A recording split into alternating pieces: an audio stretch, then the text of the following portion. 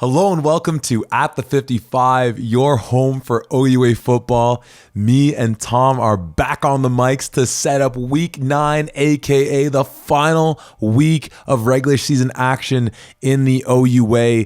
Tom, there's really no preamble to this that I could do, that I could set you up other than just passing the mic over your direction. So Tom, here we are, week 9. How the heck are you doing? Oh my God, it's something that I have been simultaneously looking forward to and dreading at the same time, because it means our season happens to be coming to an end. But my goodness, could you not ask for some better football to end off the regular season here? Every single game, almost every game here that's being played has major playoff implications of even if certain teams might be getting in or not, or who's getting seated where. This is the week. This is the final one. Who is going to go where? Who's going to make it in? This is some of the best time for football, my man.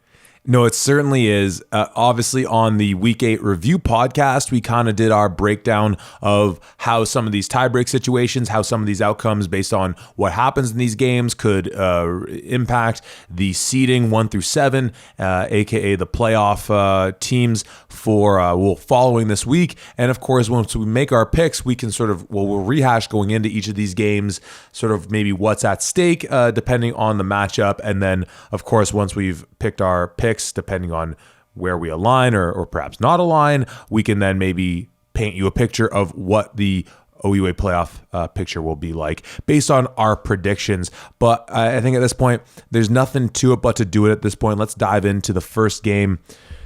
And you know what? I'm just not even gonna waste my breath getting mad about it. These are 5 games all at 1 o'clock, and as you said, 4 out of the 5 have something on the line for playoffs. And you know what? If there was nothing else on TV, I would love to see Kaladia Musin just rack up 3 or 4 sacks and possibly break a record against York as well. So it's just I just got to stop complaining about it. Either do something to try and change it, because clearly speaking into the void of this podcast doesn't do anything to do that. But nonetheless, the first game as it's listed on the schedule is Waterloo traveling to Toronto. So let's set the stage for you on this one super quick. These are 2 teams at 2-5. Going into this game. You lose, you miss the playoffs. It's that simple.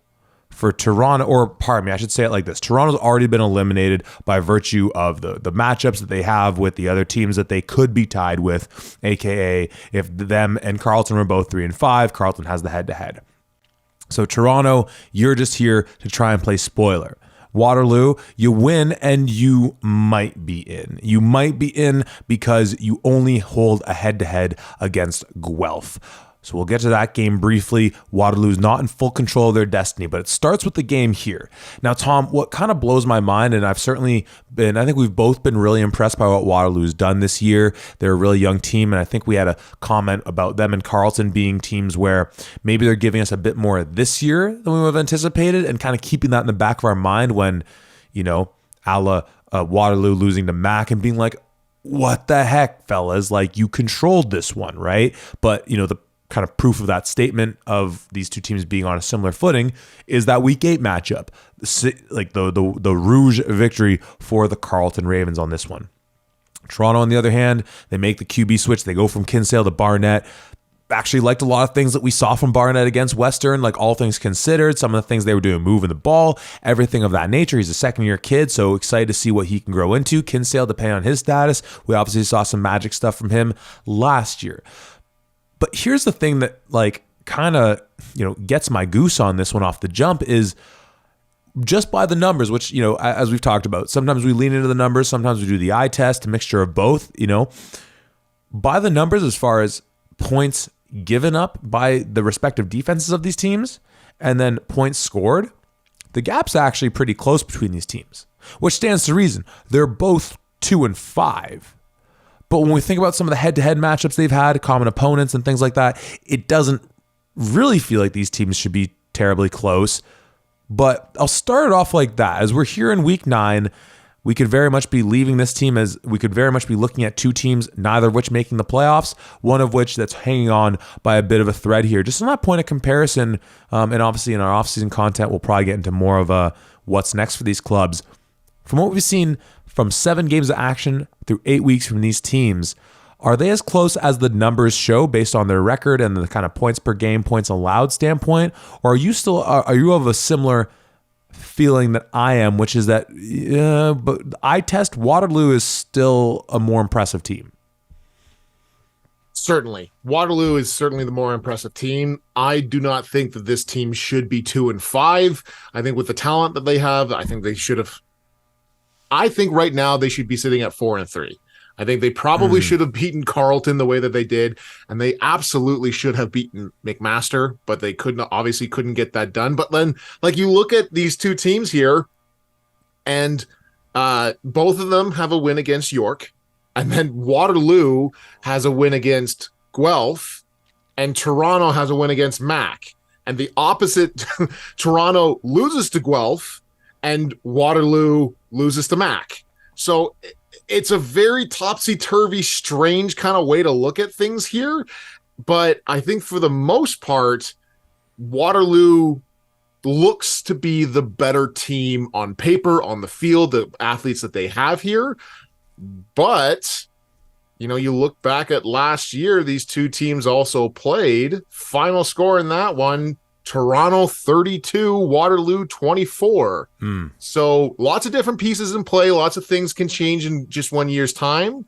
But this is not the first time that a Toronto team has upset these Warriors in just 1 year ago. Most definitely. And, you make the comparison as to U of T losing to Guelph, Waterloo losing to Mac, and then the vice versa, both those teams beating the respective opponent that they lost to. Both these teams also lost to Carleton. And as we just saw, for Waterloo, it was a last-second rouge. And for U of T, it was kind of, just Tristan Lefevre-ing all over you. And that sounded weird. But and then you look at their game, those games we talked about, where once again you mentioned the MAC game for Waterloo, where for so many reasons, we both picked Waterloo, a team that's run the ball so well against a team in MAC that has good defense, but they haven't had so much going on offense, and there's Waterloo defense and all these things and whatever, and the Guelph team, really puts it to U of T in week 1 at home, and obviously, part of the story of that game was when Anthony Mortuzzo plays football for Guelph, they're really good. You had a pick 6 and some other stuff going on in that game.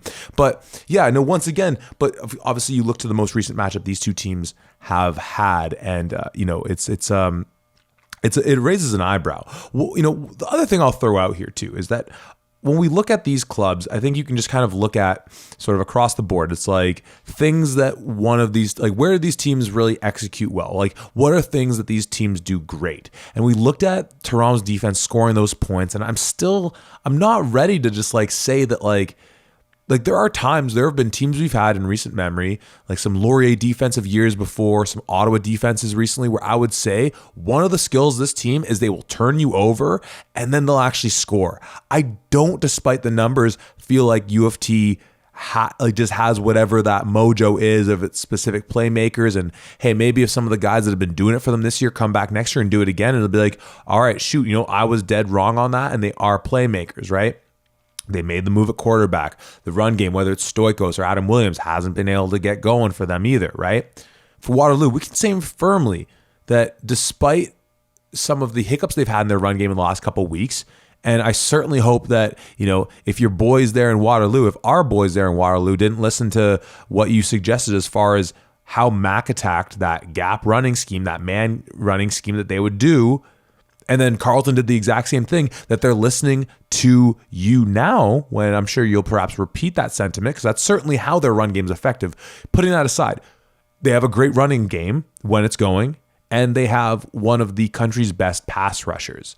So you just look at those two things. You look at the fact that I don't feel comfortable saying U of T has anything that you would say is like, okay, what do they do that's like better than average?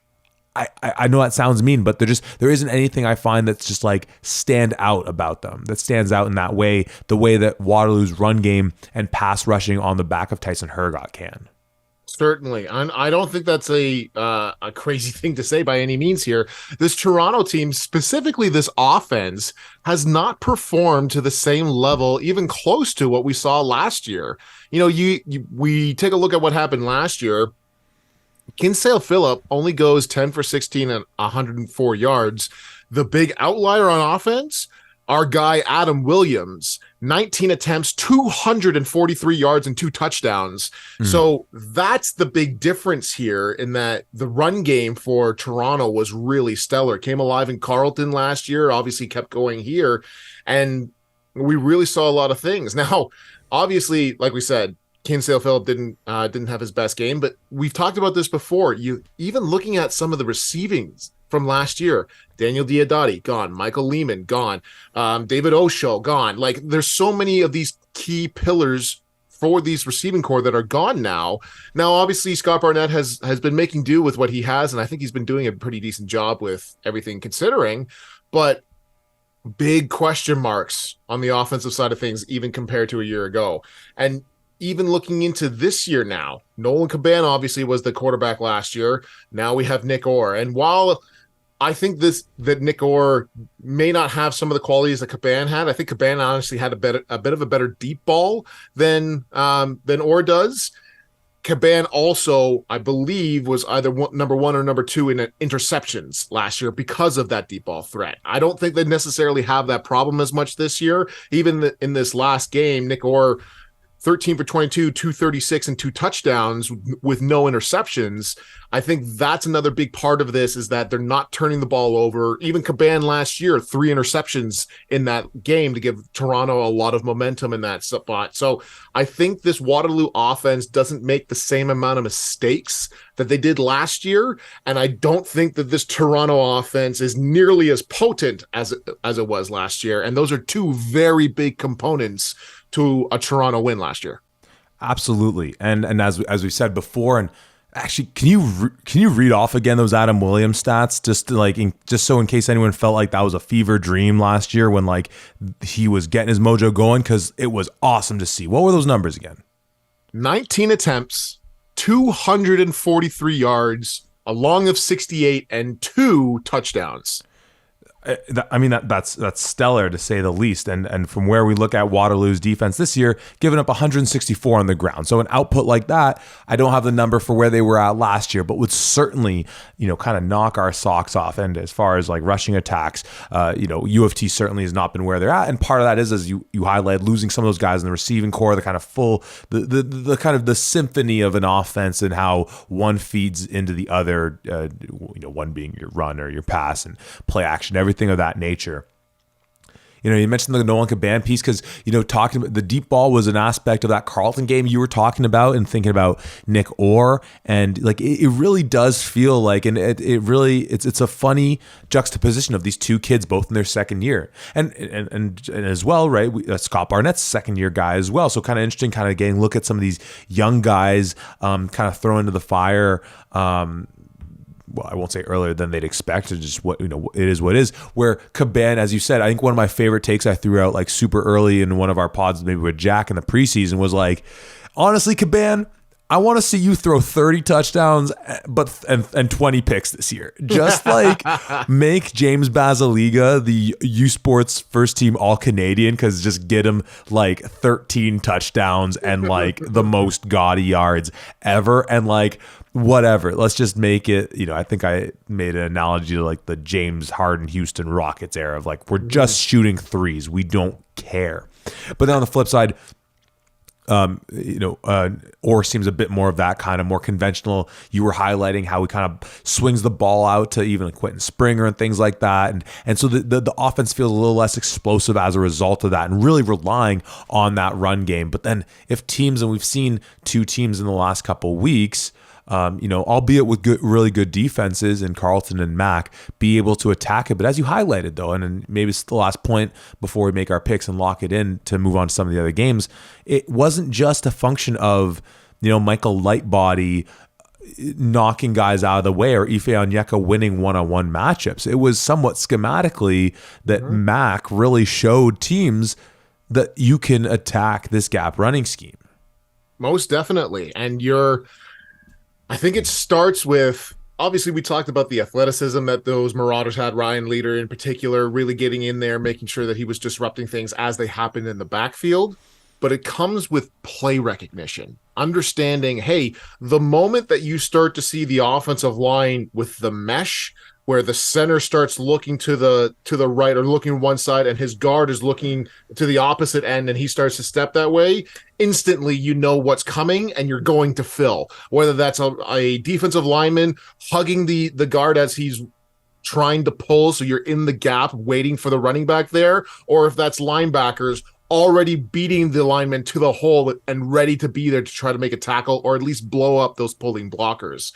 I think Mac did a really great job of that. I think if Toronto wants the same success, they have to do that exact same thing in order to disrupt everything, get there, get into the backfield, and really get things going. There's nothing that disrupts power, counter trade, any kind of pulling scenario than getting into the backfield. Those plays take a long time to sort things out in the back end. It's not a quick hitter by any means. And the moment you get penetration, that's when things can really start to blow up here. So that's certainly where, if I'm Toronto, that defense, that's what I'm focusing on here to really try to get Waterloo off their base. But even, I just wanted to, going back to the Adam Williams thing, just because I wanted to do a little comparison here. Last year in 8 games, Adam Williams goes just under 700 yards and 4 touchdowns. This year, 200 yards and 2 touchdowns. So really nowhere close to what we were seeing from him last year. And maybe that comes back to, you know, the way that Kinsale Phillip was in that offense and how things were going there, or maybe that's just a product of graduating some offensive linemen or not having that, whatever the case. This is not the same team. This is not the same thing going into here. And if I'm Waterloo, I'm watching this Western tape that I just saw and looking at, hey, you know, Scott Barnett looked pretty solid here. Looks pretty good against a very, if Western's defense is not 1, they're 2 or 3. They're pretty damn good, and he did all right against them. So I don't think you should be sleeping on Scott Barnett whatsoever. Yes, they don't have the same amount of receivers or the go-to people like they did with Daniel Diodati in particular, but like Nick Green, 104 yards against Western. Christopher Joseph, 75 yards and a touchdown. Jake Oseen, 28 yards and another touchdown. So there's some potency there. There's something there in the pass end. And I don't think that you should take these Blues lightly by any means. They're going to give you a good game, especially if you try to overlook them. Yeah. And quickly on you mentioning Williams' final rushing numbers from last year. And obviously there's still a week to play for a lot of these guys. So it's probably not all that fair to just kind of throw this out because that's 8 games and a lot of these guys only have 7, but just taking it for what it is, that puts him ahead of where Keon Edwards is right now. That puts him ahead of where Quentin Scott is right now, Anthony Miller, Keanu Yazbek, Quentin Springer, Christopher John. It puts him in 4th right now in OU rushing. Now, wow. A number of those guys might surpass that once they play in their final game. So that's obviously why I had that caveat that it's not terribly fair, but just once again, to kind of just contextualize that a little bit more. One other thing I'll say, because, you mentioned some of the things that Barnett did really well, making some things happen with his feet. And we saw with Nick Orr also, kind of going back 2 weeks ago, we kind of called a couple of those, runs that he had, perhaps not scripted up, looked like maybe he looked pretty comfortable running against Carlson.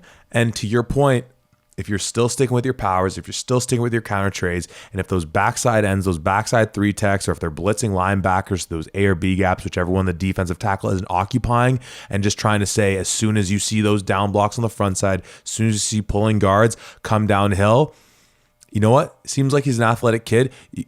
Get a bootleg going then.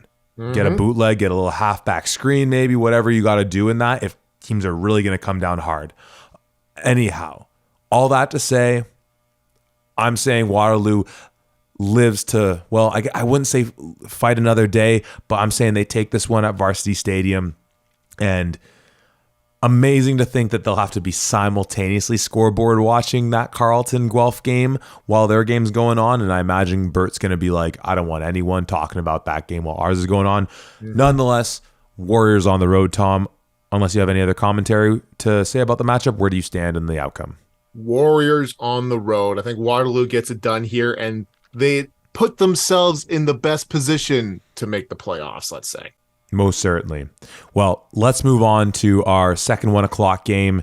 That, though frustrating it is, they're all at 1 o'clock. It's appropriately listed right after, or right next to, I suppose I'll say, Waterloo Toronto, because it's Guelph traveling to the nation's capital to take on the Carleton Ravens. Let's set the table with this one. From what we know, at least just pertaining to the Waterloo. Well, okay, so we're saying Waterloo wins. Waterloo's only chance of making the playoffs, as we said, is not solely in their hands. Waterloo needs a Carleton victory here. Or pardon me, a Guelph victory. To reiterate, they need a Carleton victory. They need a Carleton victory? Yeah, because Waterloo beat Guelph. Waterloo beat Guelph. Carleton victory. Oh, my apologies. Sorry, you're right. Sorry. Yes, thank you so much, right? They need a Carleton victory so they can sit at 3-5 with Guelph, having the head-to-head over the Griffins to put them in 7th place. Carleton would then be sitting in 6th, I believe. So let's get to this matchup. And there's other implications with this Guelph-Carleton game that could perhaps pertain to what happens in the Queens-Ottawa game, but let's sort of shelf that for when we get there. We'll both have made our picks, and if we're on the same alignment on this one, then we'll kind of contextualize it more so when we get there. But we have Guelph, we have Carleton. Seemingly week to week when it comes to the Guelph Griffins, it is a health status question in so many facets. It was obviously very great seeing Tristan Aboud back at quarterback in that Queens game after we saw him go down against Waterloo. As we've said now for a while, that really unlocks the full potential of their offense. But what does so even more is if Sean Janusis is there. Now, Tom, if memory serves, because I think it was against York, or it was against York that he was at, right? Okay, so just going a little bit back in time, right? That's September 23rd. Just to set a little more context, they had then the Waterloo game the week after, then they had their bye week, and then the Queens game. I think I had that one right. So about pretty well a month ago, we saw him in the sling, and I haven't heard any updates of say people seeing him on the sidelines of games in say like a cast, which sometimes you might hear if it's an upper body injury to an arm or something like that. Nor have I heard anyone mentioning anything about seeing him just still in the sling if say it's a collarbone that's being realigned, or maybe it was an AC joint that's sitting out of whack or anything like that. First and foremost, because when it comes to this Guelph offense, from where they're at right now, it seems like from what we saw against Queens, he is pretty darn important for that passing game to really take off. Do you know anything about where Janusis is at right now? Unfortunately not. No updates on Janusis. The only thing that I had heard was obviously in that York game, he's on the sidelines with a sling. I don't know what his status is, if he's coming back or not. Here's certainly hoping, because I hope that every team is completely healthy and ready to go, because we see our best football when we have our best players playing. But no, I'm not 100% sure on what's happening there. But it's interesting to look at where this Griffin team really has been all year in terms of the production, whether it's offensively, defensively, special teams. They really have seemed to be all over the place here. And I don't know that they have fully put together a 100% team game as of yet. I think the Queens game that we just saw this past week was probably the closest one for that, but I don't know if they really took that step as a team to get over the hump. Obviously Kasari goes off for over 200 yards on the ground and things, so you definitely want that to be a little bit better, but I think that's more Kasari being amazing than the Griffin defense not being great as well, so that's something up for debate as well. But if nothing else, from week 1 to now, even though week one started off in a pretty dominating fashion against Toronto, I would say that these Guelph Griffins have gotten better and better and better each and every week. Well, certainly at least since Laurier, let's say. Since Laurier, despite the fact that they have lost games, I think they've played better, they've done better, and they're building towards something here. And I'm a little bit more, let's say, optimistic for what Guelph could be than I am with Carleton right now, strictly because same things that we were talking about previously, same thing that we talked about last year. Carleton really just seems to struggle against some of these teams that are, above 500, and obviously the Griffins are not above 500, but I don't have a ton of confidence in them in terms of the idea like they're going to come out here, they're going to play Raven football, and they're going to win. It's still, even when I pick Carleton, there's still a little bit of a, well, something might go on, something might happen. I mean, they had Tanner DeYoung, who on paper was one of the best quarterbacks in the league last year, and they were still kind of wishy-washy all over the place and things. So I'm not 100% convinced on these Ravens as of yet, whereas I think I've seen something of a trajectory here, at least from the midpoint of the season, for these Griffins to try to get a little better and better on offense, defense, and special teams. I completely agree. And I think especially when you talk about the defensive side of the ball, the run game for Guelph has been there all year. Guelph, that's certainly one of the things that Guelph's done. We did it back in the day, that's consistent, is running the ball really well. And we'll start on, I'll pick up on that point, because about 2 weeks ago, we were looking at a Carleton team that they played Western, they had played Laurier, yet they were sitting, and they had played Ottawa, and they were sitting as the third ranked rushing defense based purely on yards given up on the ground. And we were really wondering, okay, well, all right, now Ravens, you're going to take on Queens, you're going to take on Waterloo, two really prominent rushing teams. Queens, I mean, I'm not really going to hold that against Carleton as much, that they gave up whatever yards Kasari and Souls netted on them, because no one can slow down that run game. But they did a pretty good job of attacking that Waterloo defense, though once again, the schematics of it maybe had a bit more to do with than just pure personnel or anything like that. On the flip side, talking about what Carleton's offense certainly likes to do, it's been the story we've talked about all year long. Tristan Lefebvre and this just corral of receivers he has that, you use the phrasing, or you just kind of raise the point talking about Laurier off of their win against Windsor, of just like receivers with more than one reception, and that is a point of emphasis and really lauding what the quarterback is doing. I think that's a really good way of framing it, and obviously Tristan has done that so consistently with all of his guys there, which is just one of the things that I think, as we said, with say Waterloo, maybe these are teams that aren't there right now, but you can sort of project into next year a little bit more of that chemistry. Even Mac, as we talked about it, maybe in a position to take that next step and everything like that. But as we said, for Guelph, that defense has been pretty consistent, or pardon me, that rushing attack has been consistent. Obviously, we remember that Laurier game where their defense on all facets got just absolutely just taken for a ride and then some, and of course the Windsor game where they got run over.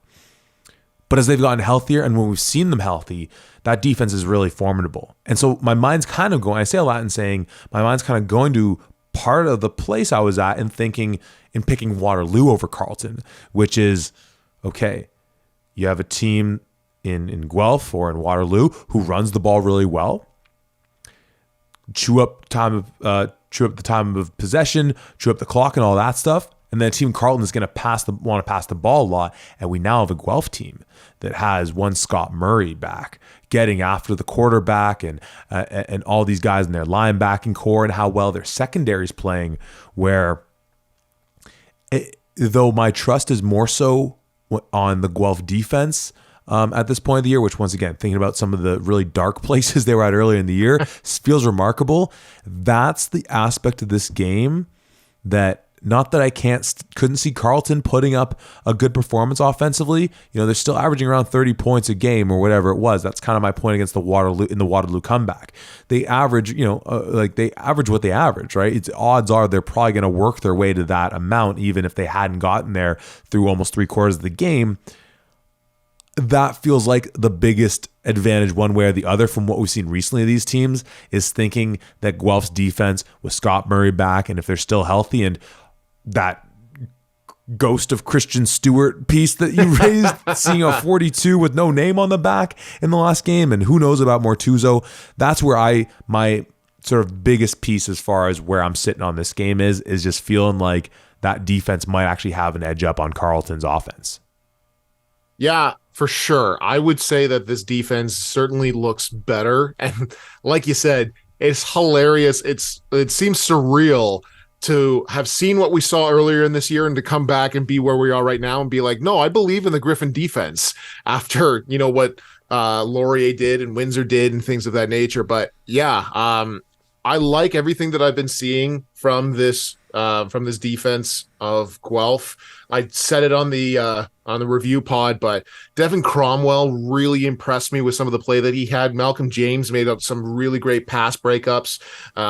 Your northern boy for sure. Scott Murray being back is a huge part of that as well. Having whether Christian Stewart is actually there or somebody, he's got a doppelganger or something along those lines. If he's back and ready to go, that's another big piece. So I have a lot more confidence in this team than I thought I would. And especially I didn't get a chance to talk about it previously on the review pod, but Braden McDougall was laying the boom against some of those Queens offensive players in that game. I was really impressed by some of the play that I saw from him as well. So I really like this team, this defense, and how they've kind of been performing here so far. And I do actually really like the dynamic from the offensive side. Obviously, we talked about the run game and the amazing stuff that Donovan Malloy has been doing, despite the fact of having an offensive line that's been dealing with a lot of injuries and things and trying to find that chemistry. But I really have loved the dynamic between Tristan Aboud and Marshall McRae and how this coaching staff is using the two of them and bringing in Marshall McRae and having him as that, Wildcat-esque kind of quarterback where he does still have the capabilities to throw. But like some of the runs that I have seen from McRae recently, he's refusing to go down, shaking off defenders, and like not afraid to lower his shoulder and fight for some extra yards and turn that like 8 or 9 yard gain into a first down. I love that in a quarterback. Obviously, that's very dangerous, but nothing fires me up more as a former offensive lineman to see your quarterback willing to do whatever he can to get that extra yard. And I think I do like the play that I've seen from Tristan Aboud so far. There's been some times where he's had to be rolling out or taking off because there's been guys running after him, and he has made some mistakes. Obviously, Miller Melanson had 2 interceptions last game because of that. But I do like what I've been seeing from him, and I like the decisions that he makes generally. So I'm feeling more optimistic, like I said before, about this Griffin offense, about this Griffin team in general than I ever thought I would, even just 3 weeks ago. Well, totally. And just by the numbers, despite what I was saying and what we've kind of both said about their defense as well, if you're going to just play it by the numbers, you'd say, okay, Carleton's defense has been more impressive this year, but Guelph's offense has been more impressive this year. And like really, even going back to the Laurier game, I think that's when we first started to notice like that U of T game week 1 actually, and once again with Mortuzo being there and seeing Tristan Aboud for the first time, and they were giving McRae some looks, and obviously Isaiah Smith goes out so early, like that was frankly a really nice, well-rounded game for them, I felt. And then put aside the Windsor game, because the Laurier game, like, as we said, that was just horrendous on all accounts, missing a lot of guys, but just schematically, just people way out of place and everything. But we were even saying coming out of that game that their offense was looking really nice. Their defense just couldn't stop a nosebleed.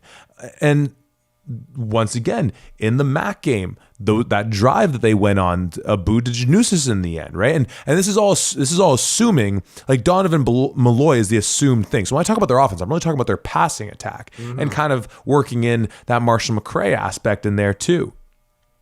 the game against York, like, yeah, you can say it's York, but you had to love the fact that, like, it was 21-0, like halfway through the first quarter. They were after it from the jump. I think some of those points were an Anakin Guthrie punt return touchdown, but he's certainly stamped himself in his, I think, only 2 or 3 years now in the league, where he is a threat returning the ball. So that plays into field position, that plays into scoring points for you. And then really it comes down to that Waterloo game that I almost need to revisit, because I'm almost like, wait, how did that happen again? I'm almost forgetting it. And then, as we just saw against a team in Queens where, health being what it is right now, you're certainly not on their level. But you actually really looked really, really good at times. And yeah, 2 picks to a guy in Miller Melanson, who's, consistently one of the top corners in the league anyways. I'm ready to lock in my pick, and if you have more commentary, I'll hear it. But I feel like one would be surprised hearing at least what I've been saying on this one. To hear me go another way, I'm taking Guelph on the road in this one. I mean, maybe we should be talking about what Ife Onyeka might do to this O-line if they're still as banged up, and that's worth talking about. Like, I feel like that's disrespectful. I kind of just threw it away there at the end. So my apologies to Carlton and to Mr. Onyeka. But just with everything in tow, Guelph on the road. Yeah, I just pulled up the stats from that Waterloo Guelph game here, and the big factor once again was the running attack.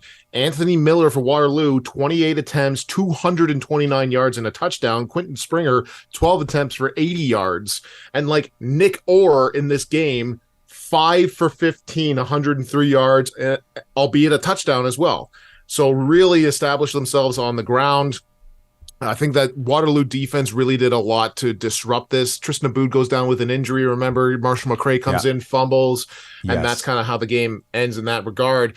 And I think that this team has certainly been playing a lot better than that recently. So I think that should be Guelph. On the Guelph side of things, I think they're a little bit more put together than they were against that Waterloo team. And I think they come in and they do some things here.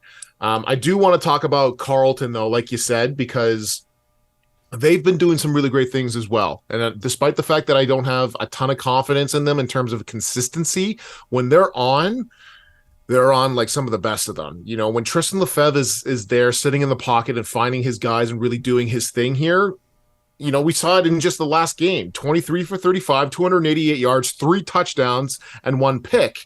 But there was a reason why we put Lefebvre in our top 5 for OUA quarterbacks this year, because he has been playing some really fantastic ball. Hunter Brown coming on for them, 5 catches, 136 yards. Tristan Reddy obviously being steady for them. Kasim Ferdinand still being the ultimate dark horse for them, and not really understanding where his production went and is gone since last year and all that fun stuff. But yeah, I like this. I like this offense with their capabilities that they have.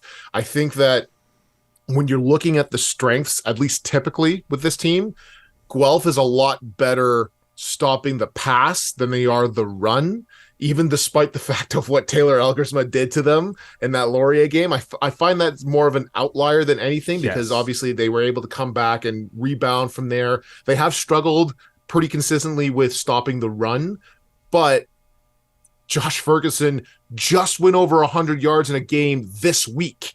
So haven't really seen a whole lot from him in the production that way. Haven't really seen a lot from Alex Gale either. So that's really where my thought process comes in. I'm going with the Griffins as well here. I think they get the job done on the road, but I think that you need to change up the way that you're attacking this pass game. If you're Guelph, if you just try and sit back in the pocket like you have been with Tristan Aboud, Onyeka is going to have a field day and tee off on you, because you've been dealing with offensive linemen who have injuries. We saw it in this game here. Daniel Hocevar and Thomas Barakis are normally your 2 tackles that are here. If Ethan Pyle goes down with an injury, who's your center, Hocevar sometimes comes in at that center spot because he has that experience. And now you have a backup going up against arguably one of the best defensive ends in the country here. So really have to make sure that you're taking that into account. Maybe you do more rollout passing than you ever have before, so at least a boot has the option of getting away from him and taking that into account. Maybe you make sure that Donovan Malloy keeps him honest so he's not just teeing off on you. But this is a game you have to take Onyeka into consideration with your play calling here. It's not a sign of weakness. He's just that damn good, and he has the advantage right now against your team. No, it's great. So a ton of great points you raised there. One of the ones I'm gonna be a little bit of a biatch here and make a correction. We didn't see, as much as I love him, we didn't see Josh Ferguson go over 100 yards. We saw Josh Ferguson get 100 yards. Fair. That's fair. But no, the point you bring up against Onyeka, specifically against this banged up offensive line, like I don't think I brought up this point about Silas Hubert against Guelph last week and all the great things we saw. But there were times when Guelph was trying to do some pretty straight up inside zone RPO reads. Silas can play them both. Like, that like there's just those types of guys out there, those types of cats where it's like, usually 50-50 is your sign to give,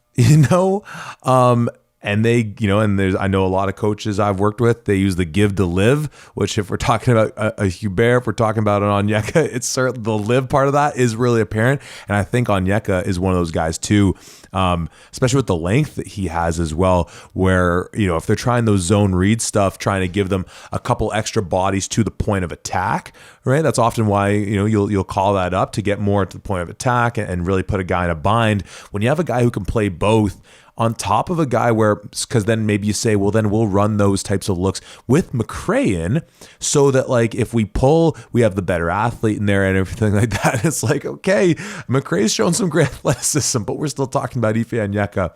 The last thing I did, I'm sorry to steal the last word. I realized that an interesting factor in here, Carleton's at home, the road trip, I'm not overly concerned about that, is that this is a Guelph team that needs this win, right? And on the flip side, it's a Carleton team who's made the playoffs. They have punched their ticket. And so on the one hand, I don't know, I guess just like what sort of 2 cents, if any, you have on the notion of, for Guelph, that their back is truly up against the wall and there's playoff seeding on the line of where you could line up. But then for Carleton, you have the chance to kick out Guelph, right? You have the chance to possibly end their season. Now, of course, as we said with the Waterloo game, they won't necessarily know if Waterloo will have won their game already. And another interesting factor, too, is that if they do find out for whatever reason, like still with, say, a quarter to play, that Waterloo's lost, are both these teams kind of just like, all right, let's maybe put in some backups and make sure no one gets hurt. All these different factors that could come into play in this one. And from that standpoint, maybe it's a good thing these games are at 1:00. So no one in this game could kind of throw the proverbial towel in. Though, of course, in football, you just can't really do that. But maybe that just comes in the form of putting backups in. But, I throw that out there to see if you have any 2 cents on that. Because I've certainly learned over the years that a lot of people don't like us Guelph Griffins.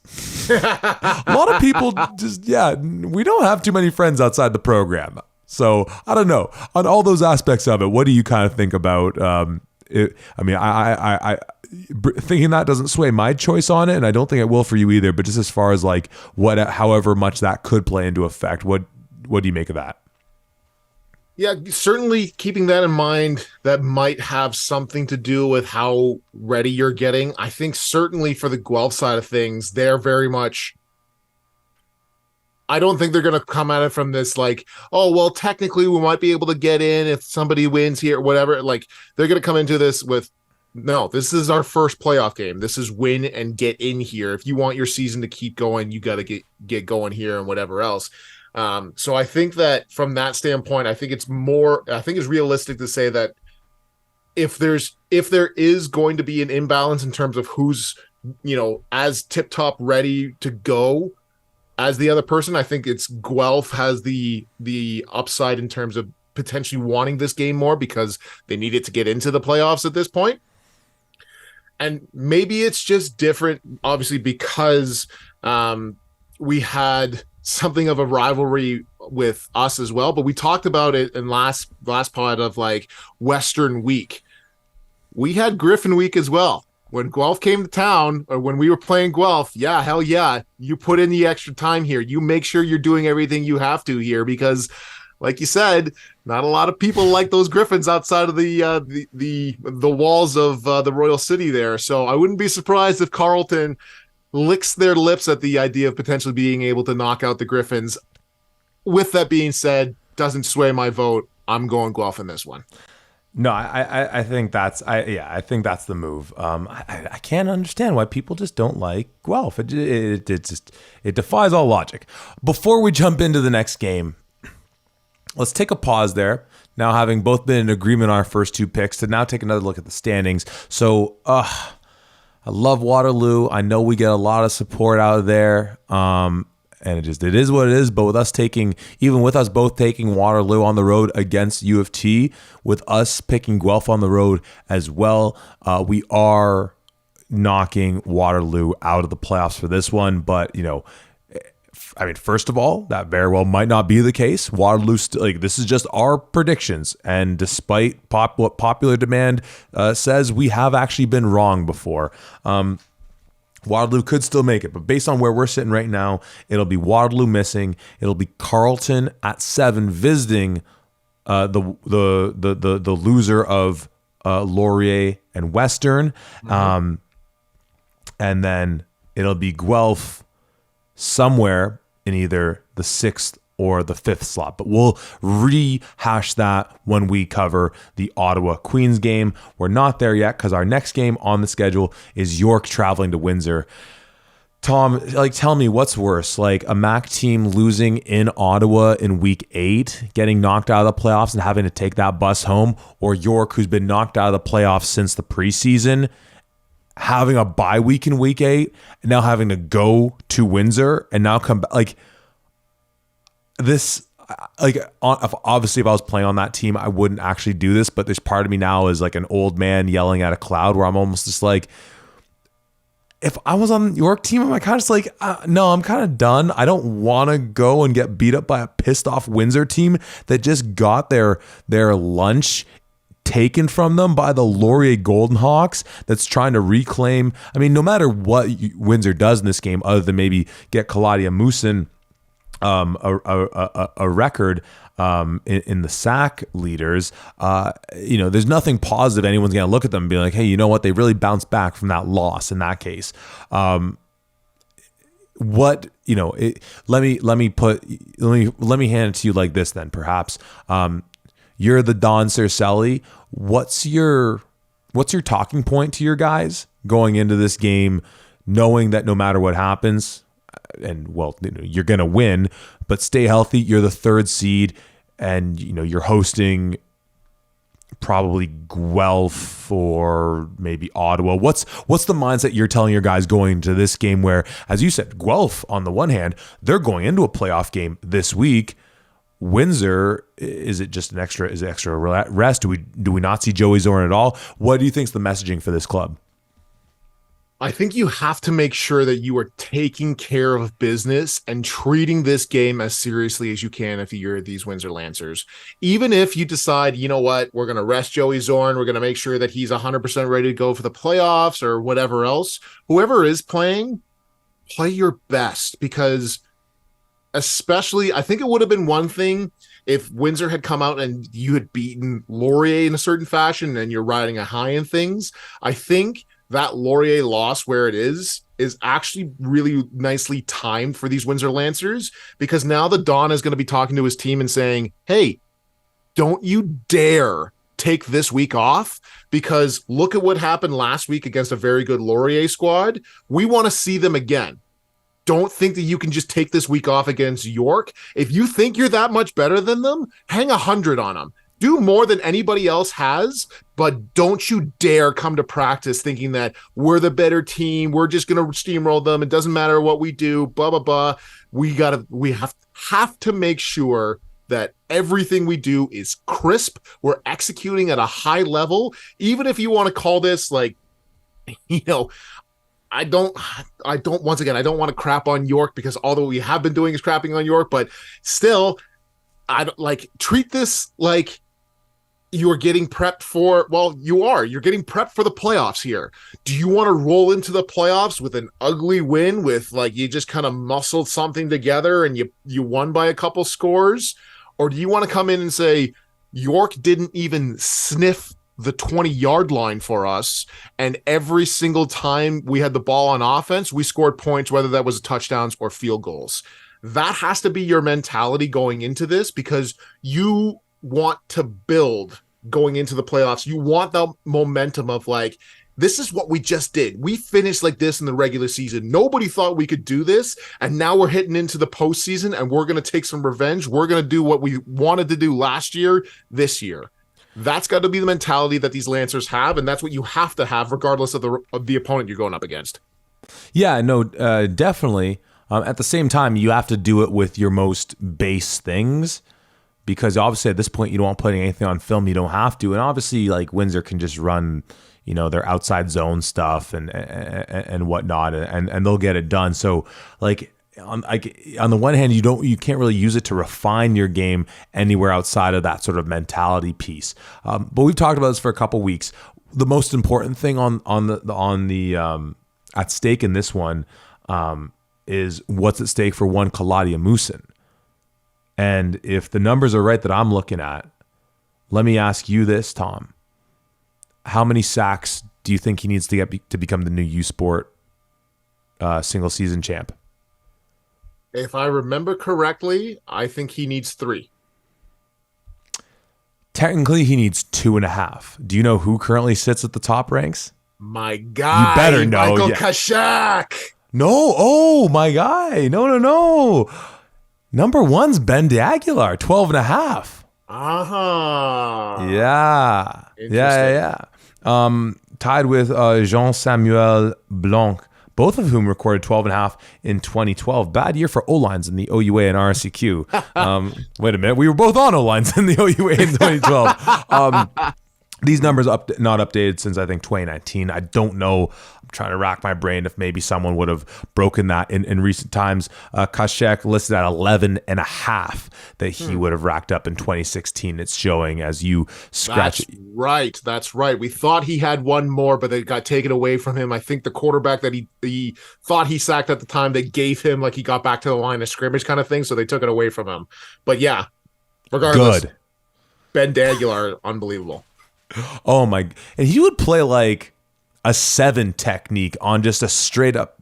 Was that Greg Knox doing that again? Yep. It was literally line up as far outside as you want and turn it into a track meet where you're just coming off the blocks and trying to beat an offensive lineman to a point. Silliness, straight silliness. I guess you guys were pretty good, so who am I to judge? Get to everyone listening, get your social media posts ready, get your congratulations to Kaladia Musin. He's gonna break this record. I don't remember seeing him go out in the game. I don't have no reason to think he's hurt. Don Cercelli obviously has an appreciation for the history of football here in Canada, and I don't think he'll have any reason to not want to have him get this. And frankly, hey, you know what? Kaladia Musin, hailing from Woodbury, Minneapolis. I believe that's what MN stands for, or I guess Minnesota. I guess. You know what? I know some people chagrin at the various rules that have come into place over recent years, the nationalization of foreign-born players to the CFL if they have, I think it's 3 minimum years of playing U Sports football, to then be able to consider it a national for the CFL rankings. Hey, I'm a believer in a number of areas of life of a high tide raising all ships. So if anyone wants to cry foul about an American getting the U Sports sack record here in Canada, guess what? let's do better then. And this is a guy who is a Windsor Lancer. He plays OUA football. He's going to be the sack leader. And if by some miracle he's not, he's going to be in the record books right there up at the top. I got nothing but praise for what Amusan's done all year long. And, shout out to him. And yeah, let's see if they'll get their mojo going, if that'll get their mojo going as well. They'll be hosting a playoff game. So that's nice for them that they're hosting this game at York. They'll get to stay there. They don't have to go travel for this week nor for their following up one. But it's all Kaladi in this one. That's really what it comes down to. Yeah, certainly. I'm like you said, I really don't like this idea of like, hey, I don't agree with something like this. Like, this shouldn't be allowed to happen, whatever. Like, in this example, Americans playing in U Sports, blah blah blah. And it's like, if you don't want an American to hold the sack record, then train so that the next upcoming Canadian can take it back. Like, this should be a challenge, if anything else. Like, hey, if Americans are going to start coming to U Sports to try to get something of a fast lane into the CFL, then that's just going to raise the Canadian talent of what they have to do in order to compete. Like you said, high tide raises all ships here. Let's go, fellas. If you want to take this over, you want to make sure that this is Canadian football, you got to do more. We have to start training more. You have to do whatever it takes there. So that's just my little spiel there. But yeah, I think that's definitely going to be something of the stat line to watch in this one. I'm interested to see what this York team kind of comes out and does, quite honestly. You've had a week off. I think it's a different scenario than the McMaster game because, Mac came into this. They needed this win. They obviously didn't get it. It was an ugly game, whatever. And then it is what it is in terms of how it ended. And they're obviously dejected coming back from Ottawa. York, this is pretty par for the course. I think the closest game that you were in was honestly the Waterloo game, surprisingly enough, and you still let up 50 points in that one. So you're coming into this, if you're a player, you're understanding, hey, this is going to be a rough one. They're probably going to hang 70 to 80 on us again, and we're going to just try and do our thing and really play for pride here more than anything. If I'm York, and once again, this comes back to being an offensive lineman, my goal in life is to keep Kalade from getting that record. I will do everything that I can as an offensive tackle to make sure that dude does not sack my quarterback 3 times in order to get there. But I don't think that they're going to be able to accomplish that task. And I think we're going to be looking at a new U Sports sack record holder. But no surprise here. It's Windsor Lancers. And they better take care of business the right way. Otherwise, they're going to come into the playoffs with a sour taste in their mouth rather than feeling like they're on top of the world and they are the team to beat. If York comes in with some BS, like max protect, double, triple teaming number 6, I'll honestly be so angry at them. Like, 10 guys in protecting, 1 guy running a route. I will be furious. I will be so mad if that's the lasting impact they want to make on this season, that they held the line or whatever. But you know what's great though is that part of me hopes they do, because Kaladi's still gonna get to Webb or whoever your quarterback is, man. Anyways, on to the next one. Yes, Windsor wins. Okay, here we go. A game that from the jump we were eyeballing for some time. But with what we've seen recently in Ottawa with possible injury concerns, as GG fan number 1 over here, I'm a little bit nervous. It's Ottawa on the road to take on the Queen's Golden Gales at New Richardson Stadium. Let's set this one up. Okay, we got 2 teams sitting at 4-3 on the season. Okay, Ottawa, you win this one on the road. It's minted. It's in stone. Chisel and all. You are in 4th place. You are hosting a first-round playoff game against these very Queen's Golden Gales. However, we have thus far said that we think Guelph is beating Carleton. So Carleton will be 7. Guelph will be 6. Maybe. Because as we said on the review podcast, if Queens wins this one, we'll have two 4-3. Pardon me. We'll have two 4-4 teams in Guelph and Ottawa. Now they didn't play each other. We don't have the direct head-to-head, but they're common opponents. Looking at points for against the point differential in some of those common opponent games lead us to believe that a Queens win in this one, paired with what we've said already, specifically the Guelph win in Carleton, will lead Ottawa to fall to the 6th seed, Guelph to be in the 5th seed. If we are picking the Queens Golden Gales in this matchup, let's get into this one. And, we could articulate this as the tale of who's suffering the biggest injury. If it is the case, in fact, from their offensive standpoint, if it is in the case, in fact, that Amilcar Polk is still out. And obviously with Queens, we're talking about the fact that we haven't seen Alex Vreekin for some time. And I'm saying this without even mentioning the fact that Josh Jansen is still their third string quarterback. We saw Ben Miracle play less than a quarter of football this year, which now that we're here and going into week 9 is just bananas to think about and breaks my heart. Yep. Two really strong defenses, more so by the eye test than by the numbers, because Queens defense by both the eye test and the numbers is probably one of the best in the country. Ottawa's, it just isn't.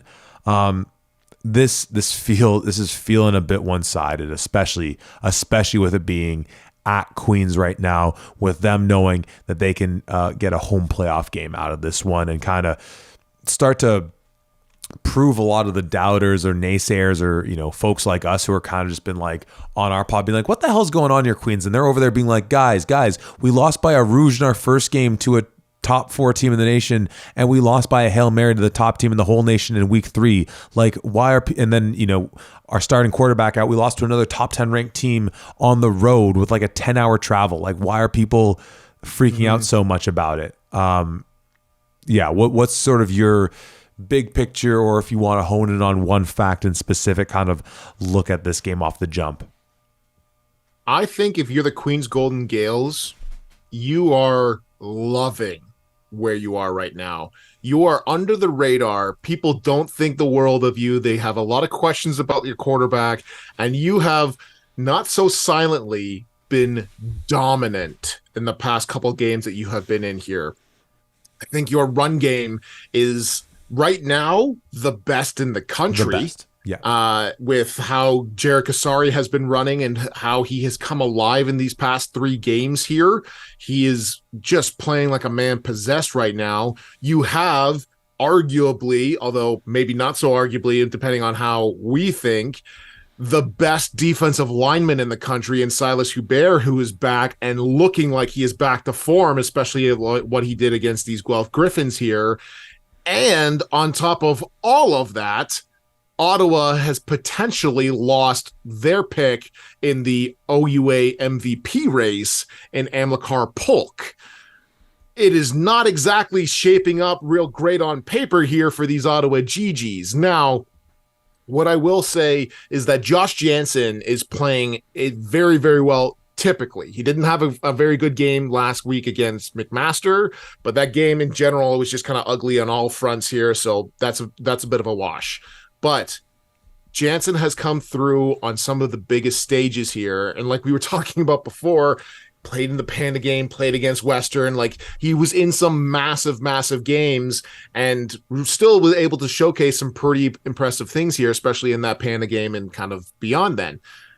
So I do actually like Josh Jansen. And if we're looking at things, honestly, if you're looking at just the quarterbacks, I'd pick Josh Jansen over Russell Weir. Oh, yeah. Most certainly. So I think that there's still some things to be said here, just in terms of stirring the pot a little bit here before everything kind of gets going. But yeah, like we said it before, don't sleep on this Ottawa team because they can be very dangerous here. Amilcar Polk being down is a massive potential. We don't know anything yet for sure, but potentially would be huge loss for these GGs here. But I think we had a lot of GG's defenders who came back and who have started to get a little bit healthier, and that defense has started to come along once again. And you're going to need everybody firing on all cylinders if you want to just hold Kasari under 150 yards, let alone 100. No, I mean, you're right to kind of set that over under at 150. And oh man, that might be being generous to Ottawa. I'm trying to find for some reason I'm having trouble finding the number from the Windsor game. Oh, there it was. But where they did a really admirable job of slowing down their rushing attack, held to only 116 yards on the ground, which chef's kiss, moi. That was the three-headed beast going at that point as well. Then Western comes back and gets 321 on you on the ground as well, though, right? We saw in that Panda game how maybe it was a function of Carleton doing the old zag when they think you're gonna zig to the zag or zag to the zig, whatever it is, and be like, oh, okay, no one thinks we're gonna run it, let's just try that out. And they actually had their most fruitful game running on the ground. Maybe that Waterloo game was close, but one if not two, or two if not one, as far as their production. And Jared Kasari, as we were saying, you talk about Emilcar Polk being, I guess now maybe call him a top 5 MVP candidate, but there's surely a division of the top 3 with Kasari being in that mix, and depending on what he can do in this one, versus who you want to slot in that 4 and 5. That's an exercise that we should perhaps try and do. I guess they put out the MVP sometime in the first or second week of playoffs. I can't remember exactly when, but you mentioned the health of this GG defense, though. The Cumberbatch brothers, Kevin McTome, Tolu Ahmed, all these guys once again. And I mean, Max Carbonneau in the middle linebacker, Emmanuel Abogia-Ghan, all these guys, Hildebrand on the front line and stuff like that. And it is good, but I don't know, we're setting over unders. I'm gonna put the Russell Weir pass attempt over under at 9.5. Is he going to throw it 10 times? Is he going to hit double digits? Because really, for Ottawa to keep this interesting, and they had that guy Kamara who was doing some running for them. Obviously, they were bringing in a couple of their receivers to get a couple runs there in the backfield for them as well. But just when you have the fact that Queens' rushing attacks going to eat up so much time running the ball that if they're relying on just seeing what Josh Jansen can do and everything like this, I think that they're going to need to have a score or two come from special teams or defense for the GGs. And that's why, to me, I'm thinking, well, then if you're Queens, limit the opportunities for them to make big plays on you, and frankly, just keep the ball on the ground, even to an absurdist level. Because the more time that if Russell Weir passing it against this defense 15 or more times, for whatever reason, or Anthony Leo, I give them a chance to at least turn the ball over and maybe take one of those to the house. You add in the fact that you got great returners in Charles Asselin as well, that maybe he can make something happen on a punt return or kickoff. They need, like I said, at one score at least from those facets, and you might need 2. Yeah, no, I think you're absolutely right there. The one thing that I'm concerned about for these Queens Gales is, like we've said, at some point in time, even if it's not this week, maybe it's not even next week, but the week after, or so on and so forth, you're going to go up against a team that can stop the run. If Russell Weir is your guy and Vreekin is not coming back, he needs some valuable reps here. So how beneficial is it to you in the long run if Russell Weir only throws 10, 11 times in this game, like he did 16 times in last game and 15 times or whatever it was in the previous game? Certainly there are some aspects there, and I'm sure they're coaching him up as best as they can with those, but you're going to need him to take over a game at some point, even if it's just 1 or 2 touchdowns, in order to try to help augment and complement the run game that you have. You want to set him up for success and get him some confidence, certainly, but I certainly don't think that you should do it at the risk of dropping a very big game here in this one, the idea of, owning at least one home playoff game, potentially more, depending on obviously how things kind of shake out, whatever. But playing at home for these Gales is definitely going to be more appealing to them than going on the road, as is the case with everybody. So how you get the job done in the manner that you do, going into the playoffs, getting some valuable experience for your guys here. These are all factors that need to come into play if you want to try and get to the big one. Now, maybe you're just in playoff mode. Just win this week. All you got to do, win this week. We'll focus on whatever we have to focus on next week. We're not going to overthink it. Just win this week, and then we'll go forward from there. But something to be said about, if Russell Weir's your guy, you got to get him going. I don't think you're beating Laurier or Western with just a running attack. You have to start looking at something along those lines as well. Certainly. And, they got their three-headed passing attack in terms of receivers of Falcone and Quemo and Aiden O'Neill are certainly admirable to elevate a quarterback, that are great tools for a great quarterback and are good tools for an average quarterback to elevate their game. And you almost we obviously talked about in the in the national semi with Western dropping the game and the commentary of Western really needs to open up the playbook because everything downfield is always with that play action look. And when I close my eyes and think about a team running a power play action deep bomb, it's someone wearing Western purple and silver doing that. And that's where I'm kind of feeling like with how effective this running game's been with some of these talents they have at receiver. You'd think that obviously there's a lot of timing there. You want to effectively fake the handoff, get into your drop, make your read and everything like that. But you'd think with them having the most dominant run game perhaps in the country, there are probably some easy things you can give for this guy to be able to get you wins there.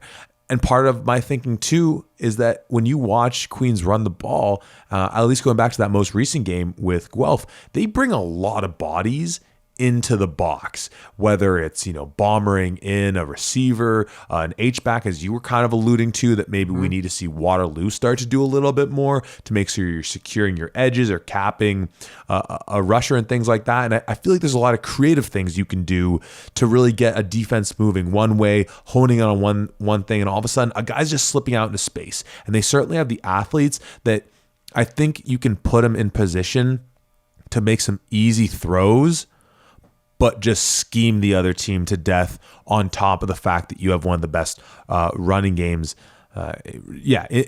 in the nation. So it'll be interesting to see. The other thing, though, as well, is that just thinking long term, not knowing, or the short to medium term, that was a close game at Guelph we saw. And if Guelph's getting healthier, that possible rematch we have with these two teams, even though it's going to be would be in Kingston, very interesting. But once again, even if they drop this game, and they, once again, that kind of framework of if Ottawa wins this, they're not blowing them out. I'll bet my bottom dollar on that one. So Queens knows that at home or on the road, they can beat this Ottawa team. Worst case scenario right now, you're setting yourself up to go on the road to play Ottawa again the following week. And the road to success for Ottawa, as you said, in some capacity, maybe means you limit Kasari to 150, and that's a great day for you. They're certainly not doing that 2 weeks in a row. So you think about that from the worst case scenario. It's all right, maybe you have to head on the road, because that would be the only, they only have one possible home playoff game up for grabs here, right? It's not as if losing this game means that, but now you lose home field advantage in the next round. No, there was no next round home field advantage. You let that slip through your fingers when you lost to those top 3 seeds, right? So there's that standpoint. And on the flip side, you win this game out. If it's still Weir in there, you're hosting Guelph, and then we can say what we want about that matchup, Guelph getting better, but now you're taking them into your house.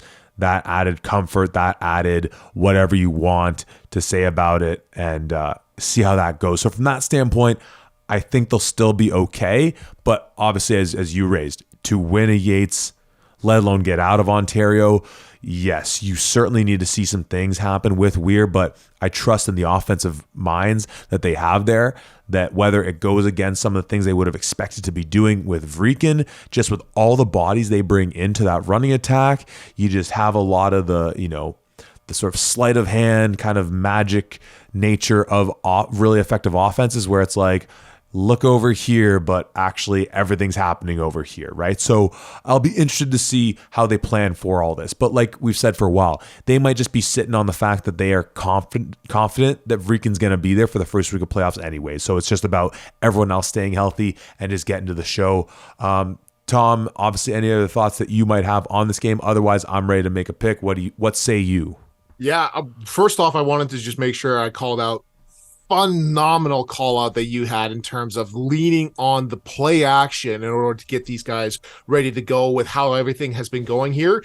Even if you have Alex Vrikin back, like we've kind of said previously, it's not like he was lighting the league on fire by any means here. He was average at best, not showing nearly the amount of production that we saw from him last year. And so having him, if he does come back, this is an injury that he can kind of return to, having him lean on the run game to set up for the pass is absolutely the recipe for success there for him. And I think it is the same for Russell Weir as well. No matter what, even if you start off with a play action, that defense has to honor the run, because if you don't, okay, here you go, Kasari, take the ball 30 times this game, get 300 yards on the ground, 4 touchdowns, and we'll call it a game. So I think from that standpoint, that's definitely where you should go to really help out your quarterback and help out things to make sure that the defense is staying honest and try to get him a little bit cleaner of a pocket here consistently. But for this Ottawa team, everything on paper, at least, to how things have been going, how fantastic this Queens defense has been playing recently. And despite the fact that Josh Jansen has been playing very well, and I want to give him all due credit, you're playing against a Queens defense that's at the height of their game, that's been playing lights out. Ashton Miller-Melanson should definitely be an OUA All-Star at the very least. Silas Hubert is out there playing his heart out. Van Wishart has been solid for them all year. Darian Newell. Like, there's so many different aspects that this Queens defense can go against you with. And I think ultimately that spells it for you, despite the fact that this offense right now seems to be a little bit of a one-trick pony with a little bit of the of Russell Weir kind of adding into things. I think Kasari is damn near unstoppable with the way that he's been playing recently. The offensive line has been blocking things up really, really well for him as well, and that defense is just lights out. I'm going the Gales in this one. I'm right there with you. And hey, if it's a one-trick pony, I mean, that pony's been drinking from a different pond than the rest of them because he's just built a little differently, which, once again, we can kind of talk about that conversation of another American, which, once again, I don't give a darn. Hailing from Naples, Maine. Shout out to the East Coasters. One thing, though, because I did want to go back, I was just kind of thinking back to some of the games earlier in the year when they did have Vrikin in, because obviously they were going to him so much, and I haven't rewatched these games in a while, so the flow of the game escapes me. But because we did bring up Kasari's name in conversation with these as a possible MVP candidate and everything like that, in contrast to a lot of the common notion that I think we're still in belief of, that the winner of Western Laurier, unless like the outcome even in a win is really skewed where, like, I don't know, like Western runs for 300 yards to win the game, but Elgersma has, something like that, whatever it might be. And we kind of said the point of like, and I still believe that it would put Kasari into more of a conversation for MVP, but the idea that like, okay, you lose on that Hail Mary touchdown to Western, like you win that game, and then you lose by the missed field goal, the Rouge to Laurier. You switch those 2 games around. We're picking them to win this one. You're finishing your season 6-1, and then based on everything else we were saying, you might then be the number 1 seed, or probably 7-1. And then based on all these things that we're saying, you might then end up with the number 1 seed, and you have this running back who's doing like stupid things in terms of the production he's putting up, already surpassing what last year's MVP did on the ground. And just so, like, what do you make of that? The one thing I did want to note that is that, once again, sometimes it's not fair to play that, well, if they won this game or if they won that game. When we talk about that Queens Laurier game, we talk about that Queens Western game, I think it's very fair, given how those games ended, like the score was the game was in the balance to the very end, to be able to say, wow, that literally could have just swung the other way. So this whole narrative we're painting of them maybe being 7-1, top in the OUA, and then how are you not talking about Kasari as the MVP? And we certainly would be. But when they play Western, Queens' leading rusher is Anthony Souls. Kasari's got 54 yards in that game. When they play Laurier week 1, Kasari has 45 yards in that game. Now, in some regards, that just speaks to this heater he's on right now, that they've really leaned into him with Vrican being out and knowing that that's where you needed to go. And maybe if Queens played this season over again, they would have said from the jump, we're leaning on Kasari even with Vrican in there. And maybe they were thinking, like we were thinking, that Vrican was going to be, in that class of quarterbacks, and he very might well be, maybe just another year to get better. But it's just interesting going back to those games quickly of being like, maybe they should have just given Kasari the ball more. But as far as the MVP candidacy, in those two important games, we're saying that, yeah, you could have easily won. Kasari didn't play a big role in those ones. So I don't know. Maybe that's nothing. Maybe it's something. Maybe it's just whatever. I don't know. Yeah. Any thoughts on me throwing that out sort of in the 11th hour of the commentary there? Yeah, it's really interesting because we talked about it before. Just in terms of everything that this Queens team has gone through, we joked about it. This has kind of been the season from hell for them. And yet they were so close in so many of these games. And quite honestly, like we kind of said before, Windsor's defense going off is the reason why they won that game against Queens. If Alex Vrican is in there and he's playing solid and he's at least not making mistakes, I'm not asking him to win the game, but he's not making mistakes, there's a very real possibility that Queens is 7-0 right now. Very, very real. So there's a lot of things that has been gone. Like there's been bad bounces for this Queens team, whether it's through the injuries, whether it's just through the way that things have gone, losing by a ruse, losing by a Hail Mary, like you kind of detailed there. But I think right now for this Queens team, that's all in the past. It happened. It is what it is. We can't affect it.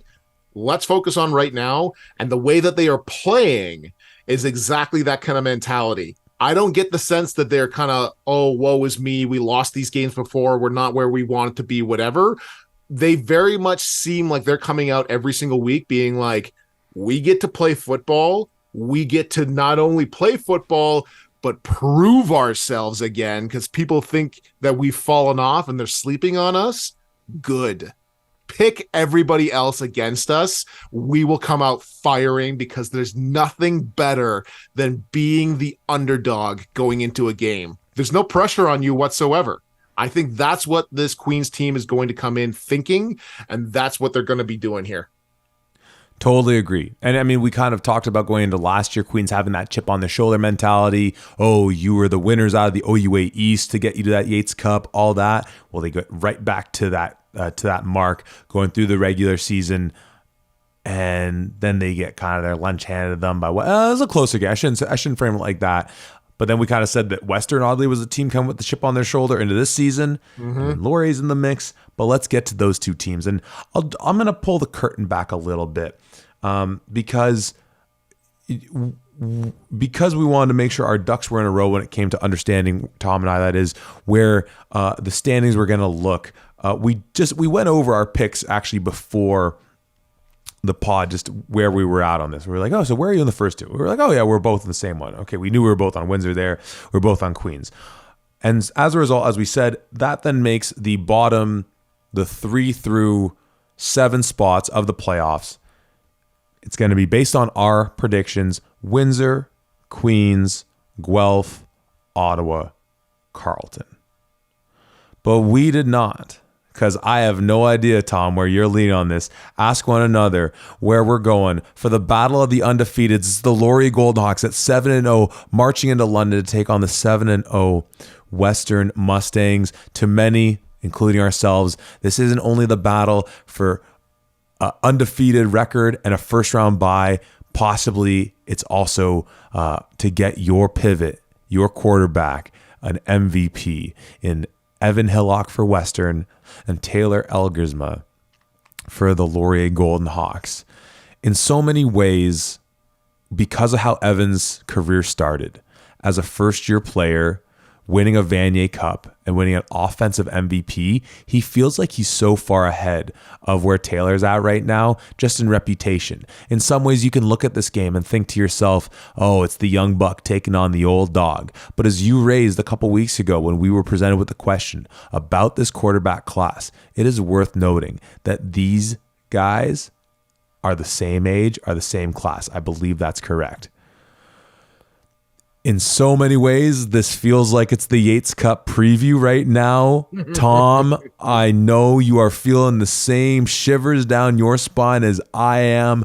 We are finally here. Mad Jack Moore's dream has come true. His prediction is upon us. Will the outcome be what he thought to be? What are your thoughts going into this colossal matchup? I've been racking my brain trying to think of a scenario like this. I don't think, at least as far as I can remember, that we have a scenario where both teams last week of the season are 7-0, vying for the number one spot.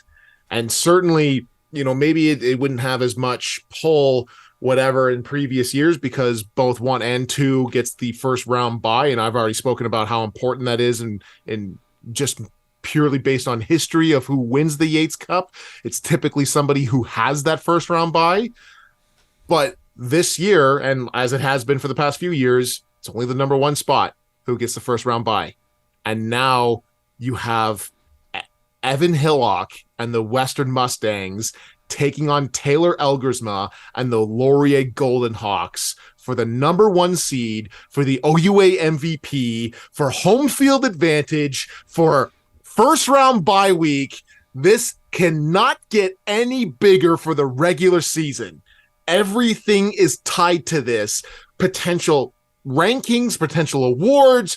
Like, I cannot express to you how unbelievably excited I am for this game. I really hope that it's everything that we're hoping for. I hope that every player on this team stays completely healthy and everybody plays at the top of their game, because I just want to see some unbelievable football going back and forth here. I'm certainly in agreement with you there. What's interesting about this game as well, you looked at a few previous matchups setting up when we talked about the Waterloo and U of T game from their last matchup. This matchup not only highlighted, or this last matchup was not only the game that booked Western's trip to the Yates last year, where they then beat Queens. In many ways, and this is almost, let me see, I have the date of this game in front of me, from November 5th, 2022, Taylor Elgersma's last bad game. He has not played a bad game of football, and albeit he's only had 7 games at OUA football. But this was a game, he was 8 for 17, 52 yards. Quentin Scott, 97 on the ground, and Elgersma as well. No touchdowns, 1 interception, and he was running around a lot. He was under pretty immense pressure and taking some big hits, walking around a bit limp at times from some of those ones. A game where Keon Edwards goes for 136 and 2 touchdowns. A game where Evan Hillock goes 12 of 19, 139. No touchdowns, 1 interception, which was also the only touchdown that Laurier scored when our guy Shamari Hutchison took that one to the house.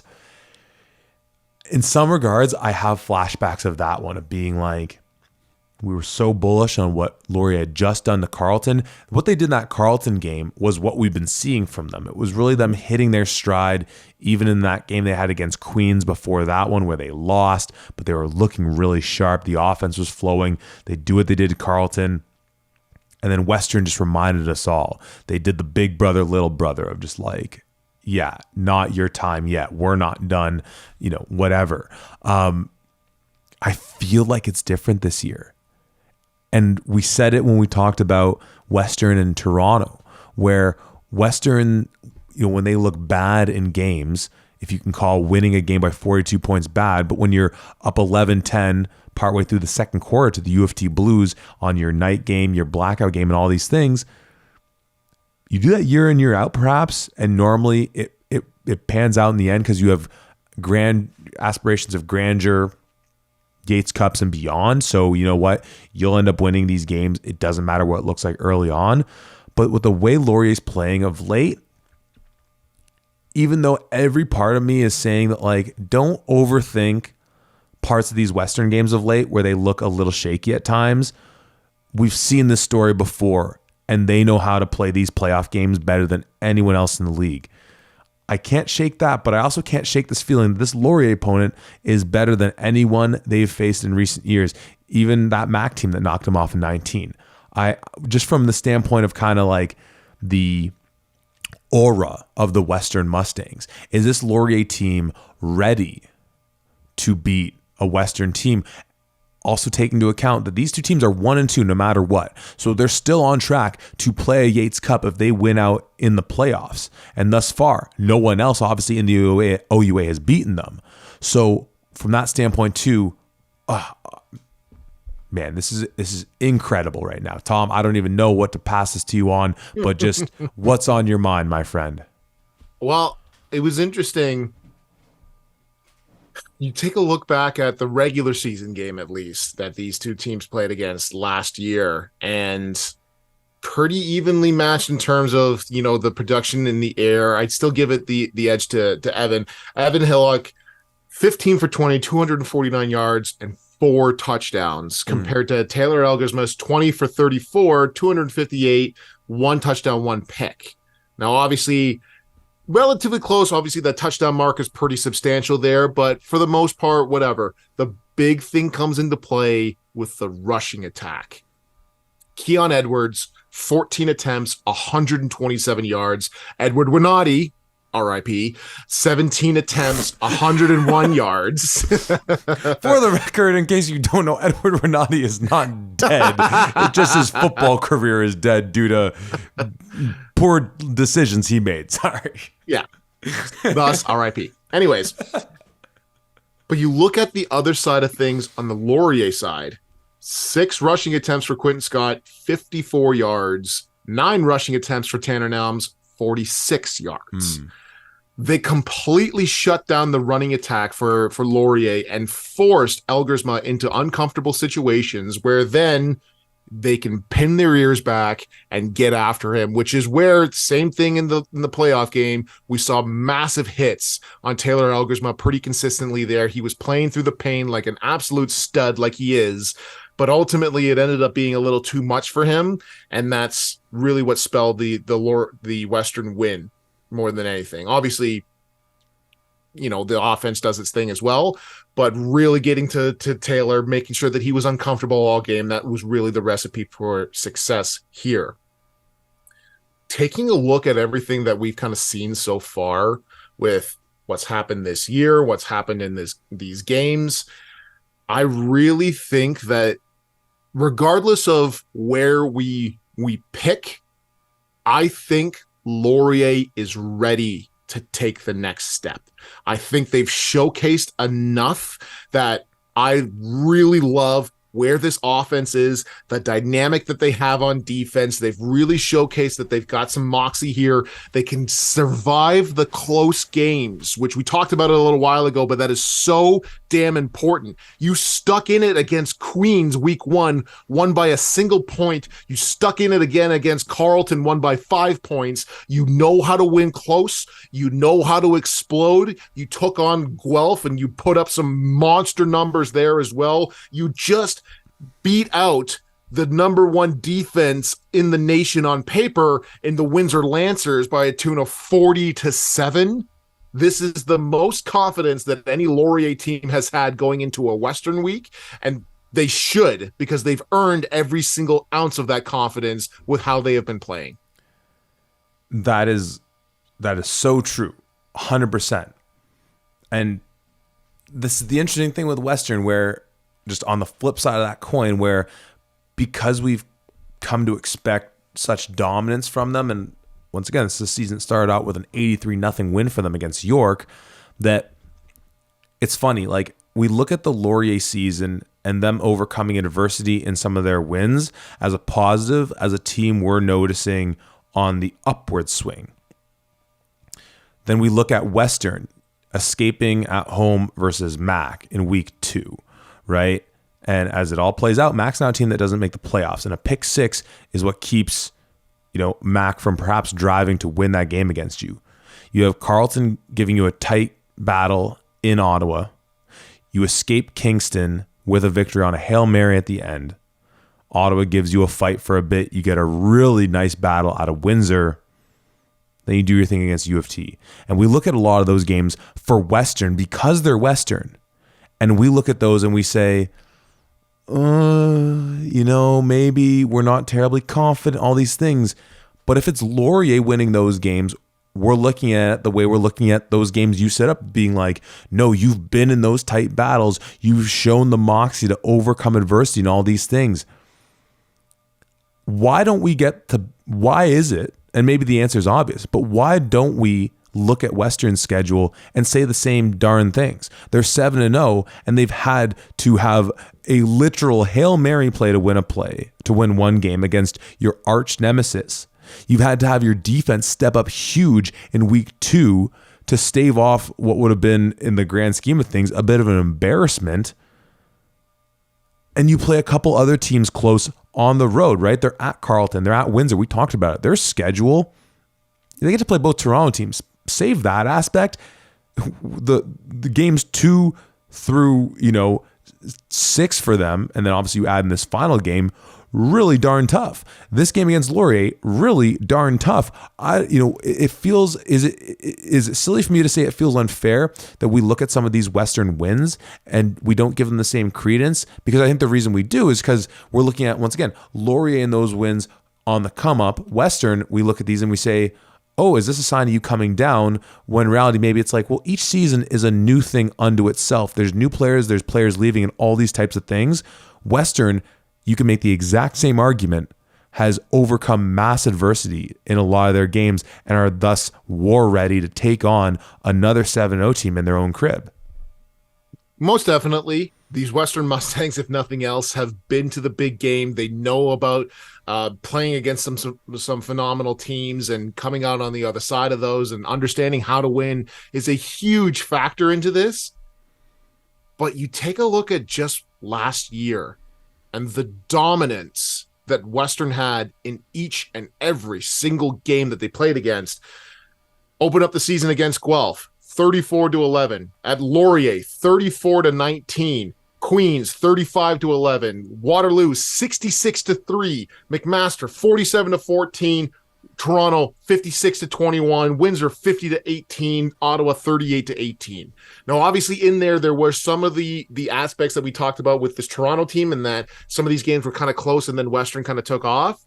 But even with that, the dominance that we saw, specifically from the offensive line for Western, no point in time was I ever super concerned, because Keon Edwards, while being good enough to do it on his own, was seeing gaps with that O-line that guaranteed him 100, 120 yards a game before anything else, before you also factor in that, oh snap, he could probably go 100 or 120 like with any offensive line in front of him, because he's that damn good. But then you put that dominant Western O-line in front, and he was unbelievable. We have not seen that same level of dominance going into this one, which is where these questions kind of come up and play. Now, obviously, they're still 7-0. They've still beaten all the teams that they should, and they've come away with big victories against these big ones as well.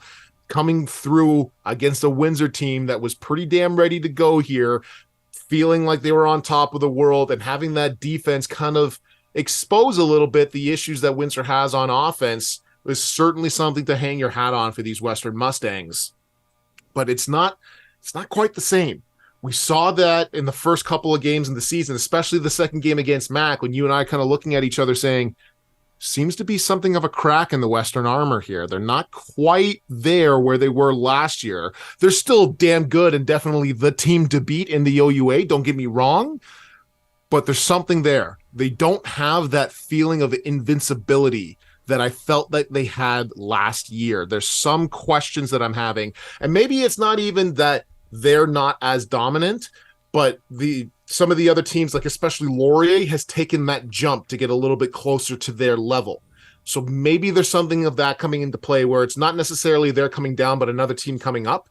But still, something there's a vibe in the air. The winds of change seem to be blowing. Something is going on. I don't know if that's enough to say that Western's going to lose this game, but there's something in the air here. There's something. Yeah, I want to talk about Keon Edwards, and more specifically about the rushing attack, and even more specifically about that offensive line. We kind of brought up his numbers in comparison to what Jared Kasari's done this year. He's averaging like a shade under 100 yards a game this year. Laurier, in terms of their rush defense, they're giving up 112. Is it reasonable to think that, he gets 100 and change in this one? I think that's absolutely fair. Why do I say that? I say that because then that puts him around 200 yards shy of where he finished last year in his MVP season. So over 8 games. Oh, I should have thought about this a little more thoroughly. That's blah, blah, blah, blah, blah. That's like 35 yards per game less than what you were getting last year. And to think that like an offense, like think about that, an offensive line, and there's more factors than that. This is a very like crude way of kind of looking at it. But that offensive line certainly can make that kind of an impact on a single runner, let alone a rushing attack. What else? We just saw in their game against U of T, Eric Anderson on the bench. Now, hey, they still won by 42. They could have taken you and me out of retirement and put us in there. We probably still pick up the dub in London against U of T. But like, also, I don't know, like. I remember we weren't gonna say this on a pod way back when I went to visit a Western practice and Eric wasn't participating, and I'm thinking, oh my God, that's bad. And then I confirmed with him, he's like, no, just a little soreness, just a little vet day.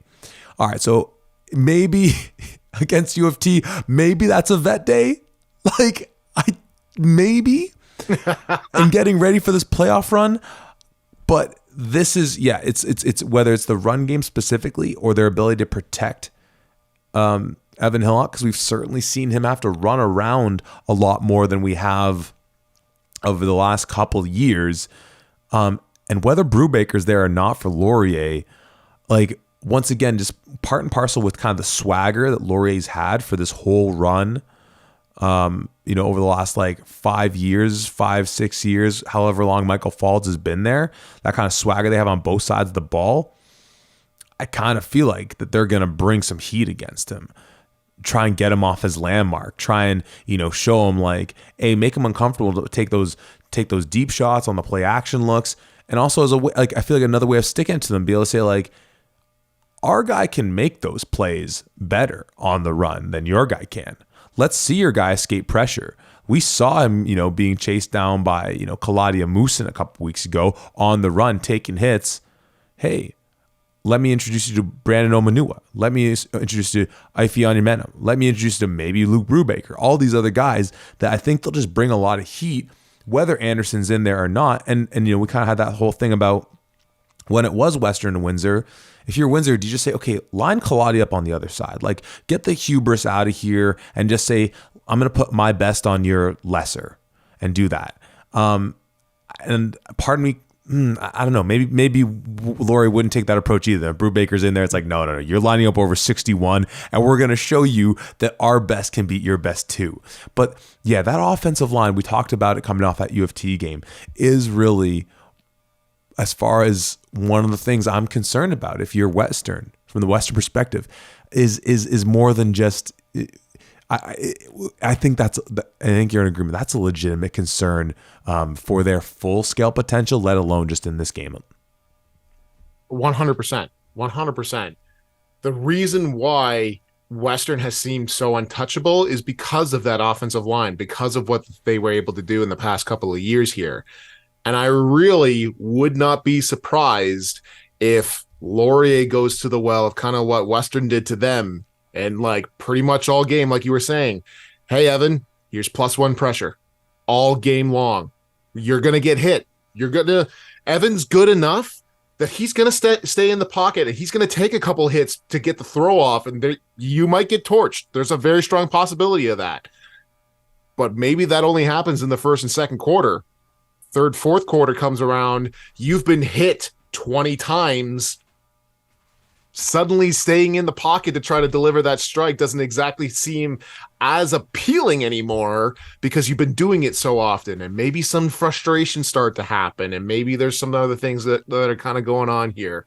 I think that if there is an opportunity to really get Evan off of his game, you have to, exactly like you said, get him out of the pocket. He has some of the best pocket mobility that I have seen in a quarterback in the OUA. Most quarterbacks, once they see a little bit of pressure, they're taking off and running. They're trying to roll out of the pocket. Evan's the only one that I've seen consistently be able to step up into the pocket, keep his feet, and throw a dart downfield. I think he's still going to be able to do some of that, but you need to get pressure up the middle as well. You need to make sure that he can't step up into the pocket, that his only option is to roll out to try to get out of there. And I think exactly like you're saying, an Onyemenum blitz up the middle, I think that's pretty consistently a good answer to kind of get things going here.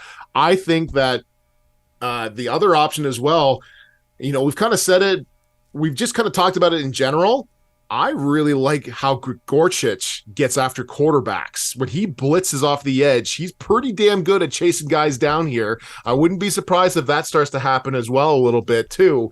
And then suddenly you start seeing twists and stunts with Chisholm and Sanenum and Grigorcic, and maybe they're setting things up, and maybe they're twisting off one another, and maybe there's something happening there. Best believe that the big thing here is Laurier is going to be coming after Evan. They're going to try their best to make sure that dude is uncomfortable, and they're going to really test his mettle. Evan, how good are you on the run with defenders in your face, finding your guys down the field? Now, it does help that with a lot of his guys here, like Mohsen Jamal, like Savon Magny-Jones, like Seth Robertson, you can throw up a prayer, and 9 times out of 10, those dudes are going to come down with it.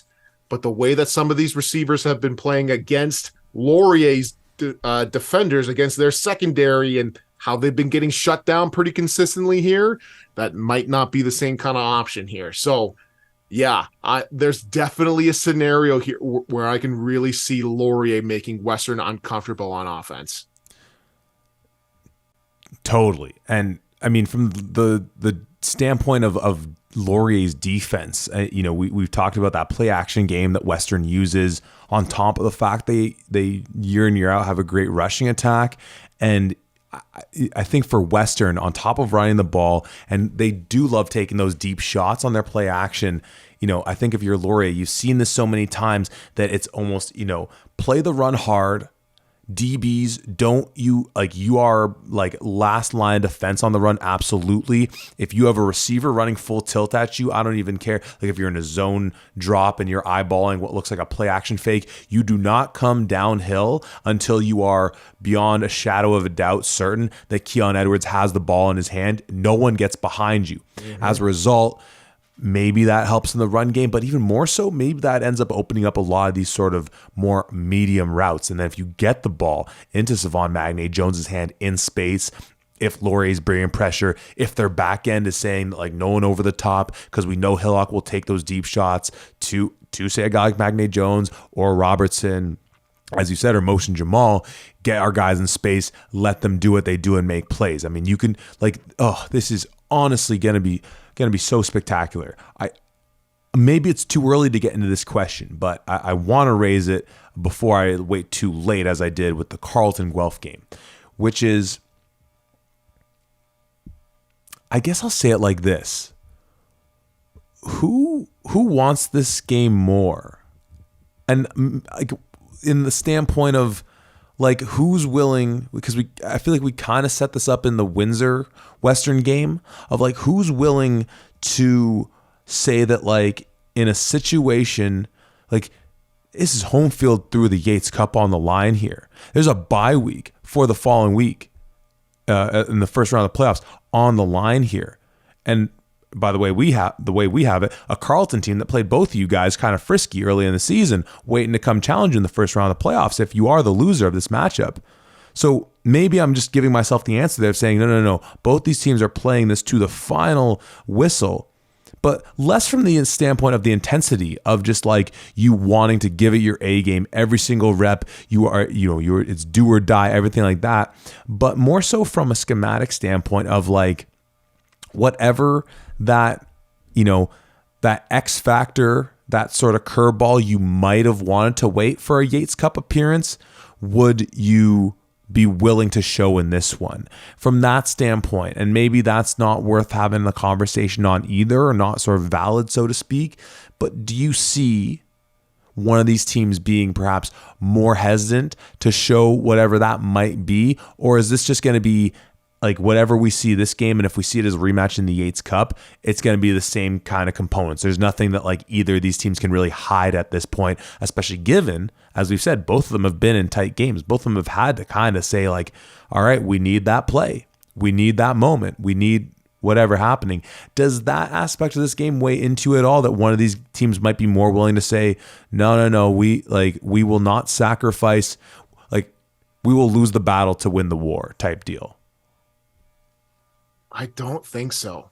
I don't think like there's no part of like you or me. Let's just put ourselves in those shoes.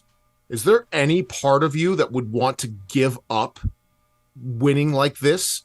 Is there anything that you would do that you wouldn't do in order for something like this to happen?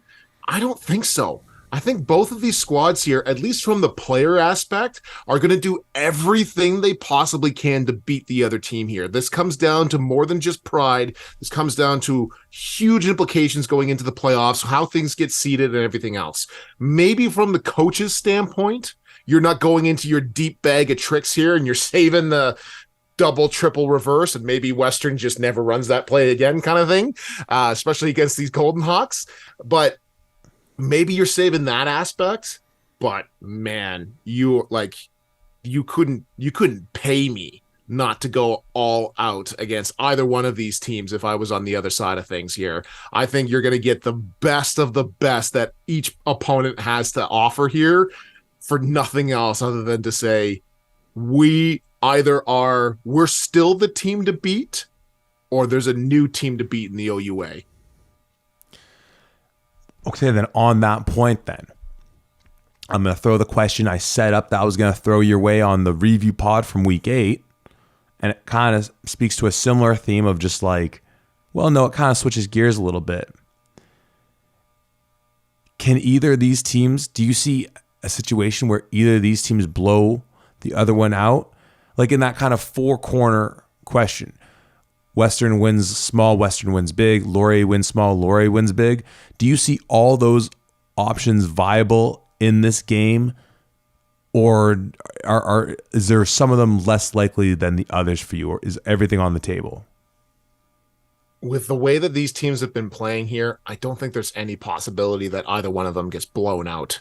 I can't see it.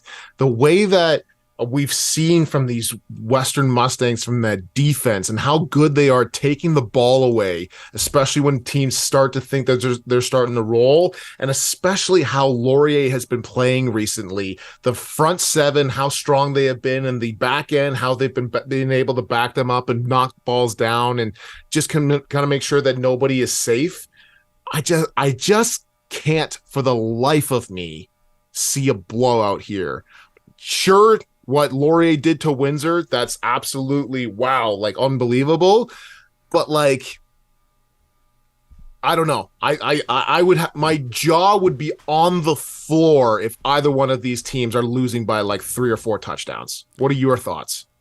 Well, here's the thing is that like I had to kind of calm myself down off the Laurier game and off of once again juxtaposing it with the Western U of T game, which once again sounds crazy because they won by 42 points. But just in being like, I think this will be a close game. But if one of these teams were to blow the other out, there's part of me feeling like it's Laurier from what we've seen recently. But then I just have the notion of like, but history tells me that actually I could just very well see it being the case that Western comes out and slams the door on them.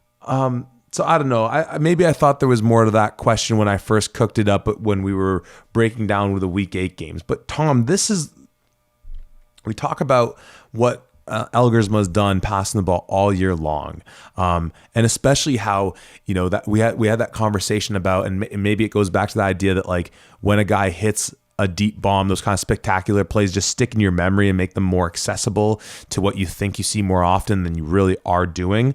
But we certainly know he's got some guys that'll take the top off of some defenses. And this Western pass defense, once again, could be a function of just like when you get up on teams, you force them to pass the ball a lot. And as a result, your pass defense might suffer a little bit. Despite how good this Western defense has been in terms of points allowed, it definitely has the more bend but don't break feel to it because teams get yards on them. And you add into the fact, Tom, where do you think Western sits right now out of the 11 OUA teams in sacks that they have compiled on defense? You and I are on the same page. This was something I was looking at myself. They are sitting dead last. And not even like you're tied with like 4 other teams. They're 6 to York and U of T's 9. Laurier has 13 more sacks on the season. Heck, Windsor at the top has 24 more sacks than them. So I'm sitting here thinking Elgersma's going to get to sit in a pretty clean pocket and have Jordan and have Raiden Thorne and have Oja Talayo and have Simpson, or sorry, not Simpson, Stebbings, sorry. Get out into space, blow the top off the defense, and have that absolute human jugs machine of a quarterback they call Taylor Elgersma just load one back and fire it off into the stratosphere. And as we said, maybe Western wants to bring some pressure against him. Well, we saw him getting it to guys like Oja Talayo and Thorne over the middle too. Like, once again, it's one of those things where I could feel like this going back to the idea of like, could there be something close to a blowout if Windsor's defense is really good, man. Like, we just saw this. Oh my gosh, I don't know, man. I don't know. I don't know, man. I don't know. I think it's pick time, baby. I think it is. We've been going back and forth on this. We've been talking about it a lot and probably working out a lot of things that we're deciding as we're talking about things and breaking things down here. There's a lot of things. I'll do the honors. I'll start us off. There's a lot of things that have been going on back and forth, and we've been talking about a lot of them here. How much does the momentum that these teams have coming into this game matter? How much does the history of things matter, and how the fact that Western has been here before? They have been here pretty damn consistently, and every member on this Western team has been here before. They've beaten Laurier. They've gotten to the OUA Mountaintop and won the Yates Cup. They've almost had a gut check time and poked the bear, if you want to say, that Laval beat them in the semifinals last year, and I'm sure that's still a sour taste in their mouth, and they want to get back there and they want to prove themselves, certainly. But I just can't get the image of Taylor Elgersma sitting in a pocket clean going up against another defense. I'm very confident if you can't get pressure on Elgersma, no matter who you are, you're going to lose. And so because of that, I'm going Laurier. I'm going Laurier to upset the number 1 team in the nation and fucking win this game. Get first in the OUA and get the bye week.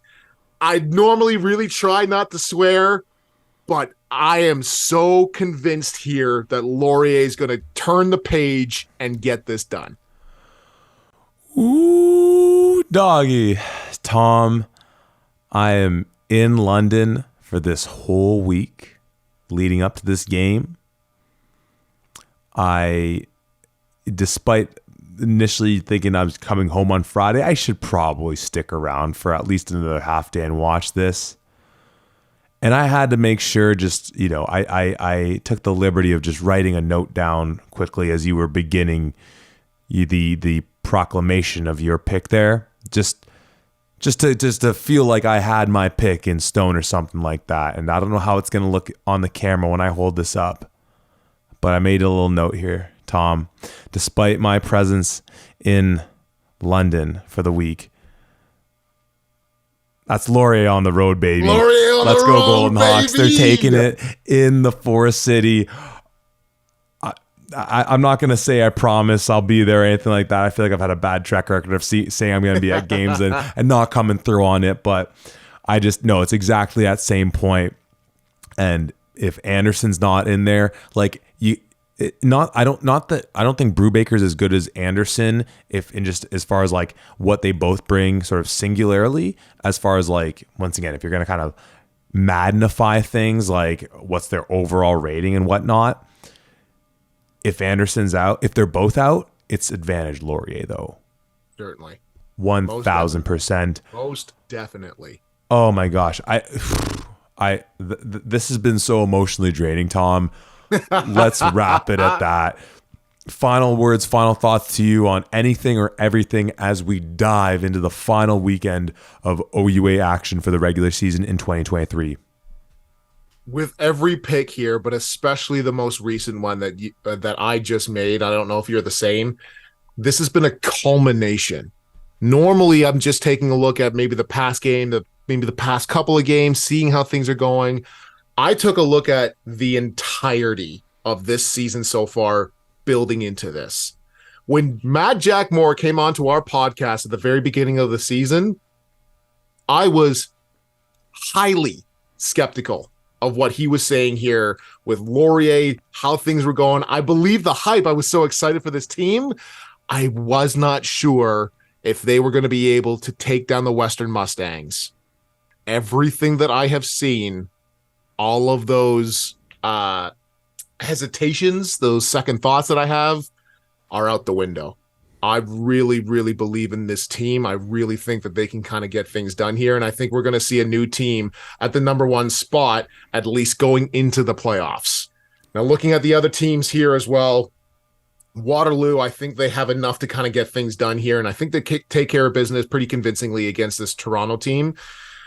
Guelph Carleton is another game that I'm really looking at here. I know that you and I both said we're Guelph in this one. I don't think by any means this is going to be a blowout or anything along those lines. I think this is going to come down to the fourth quarter once again to see who's got enough in the tank to win this game.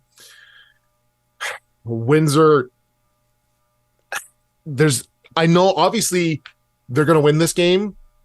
I think right now the only thing that could potentially happen is either you do what you think you're going to do or you go into the playoffs on a negative here. I don't think there's a possibility for you to really be on a real positive high from this one particular game unless you do everything right and are operating at a level that you haven't seen before. So this is a very dangerous game for them just in terms of the next game kind of thing.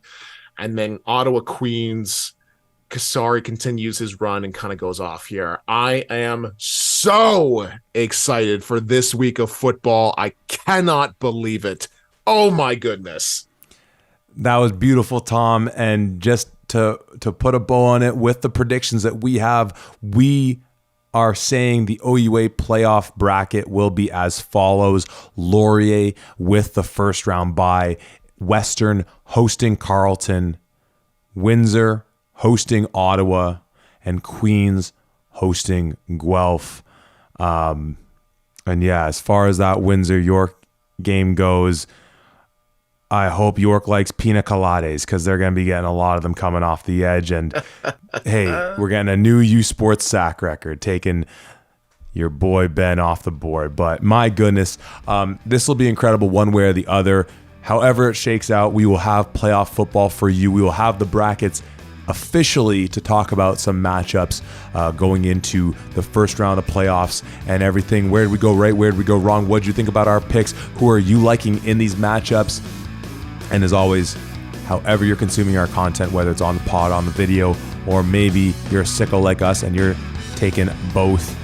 Just thank you as always for having been on this journey with us. It means the world to us. So Tom, let's go, man. This is what we've been wanting. This is what we've been waiting for.